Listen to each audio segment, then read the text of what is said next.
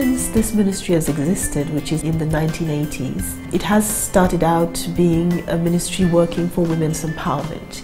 And in 2010, our Prime Minister, Dr. Navin Chandra Ramgoolam, decided to change the appellation of the ministry to shift that appellation from women's rights to that of gender equality, with the portfolio of child development and family welfare.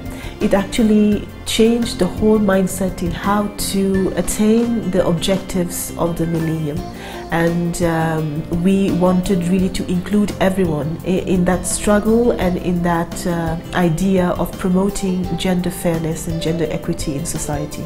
It's a big challenge, and in the different departments of the ministry, we've been working towards empowering women socially, economically, and also politically. We network with different partners, whether they be institutional or governmental or private sector or even NGOs and civil society, to make sure that the network is wide enough to be able to have positive change.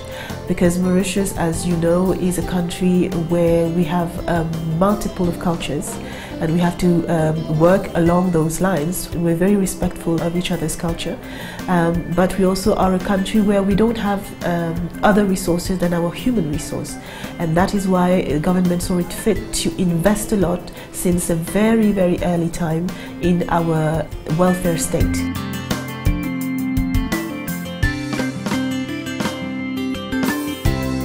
I think one of the things is the vision of at the leadership itself, at the leadership level. You see, if you don't have a government headed by someone with vision, and if you don't have people in that government who want to support those visions and want to attain those targets and goals, then you can't get anywhere. What we have done in Mauritius is that we are signatory to a number of agreements and international instruments, and we are very keen on respecting those goals and those different provisions that are contained in those instruments.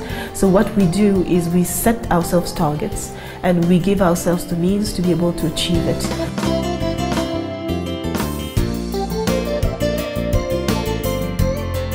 There is more and more attempt at the European level to recognize more and more the capacity of women to achieve and attain any heights which they have decided to attain, recognize their capacity. In Africa, this is a little bit at its starting stage in terms of institutionalizing it, because we've always known that the women in Africa are the ones who work the most, but that was not recognized as it should be.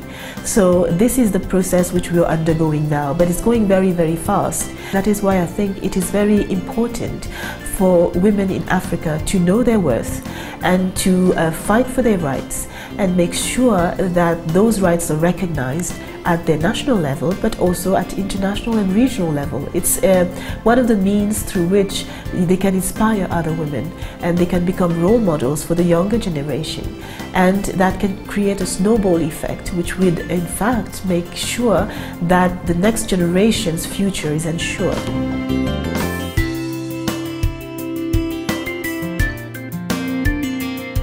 I think that one of the ways through which we can, without having the specific recipe, because I know that no one has the key to that kind of thing, one of the things would be to start seeing everything in a gender lens and train people to start seeing things and the decisions that they take with a gender lens. That would mean that they would be able to assess the impact of whatever decisions they're taking on either men and women, and whether it impacts positively or negatively on either sex. And if that is done at the highest level, and if that is disseminated through the business world, if it's disseminated through the social world, and if it's disseminated in general, I think that can help definitely to help women progress in society. Because at the baseline, what are we asking for? Women is a workforce also, which has to be counted with. It cannot be discarded. Women have the capacity to be strong partners in society, whether having social voices or having political voices or having business voices.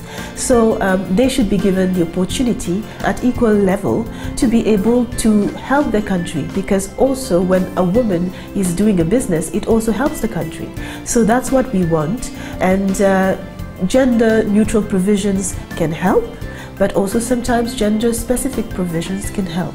So wherever there are obstacles and wherever we see that there are little hindrances that prevent women from acceding to different facilities, looking at things with a gender lens can help, and we can remedy those situations in that sense. And also start with doing research in a sex disaggregated manner, and with a focus on how women can best contribute and what are the factors impeding on that contribution and on that growth.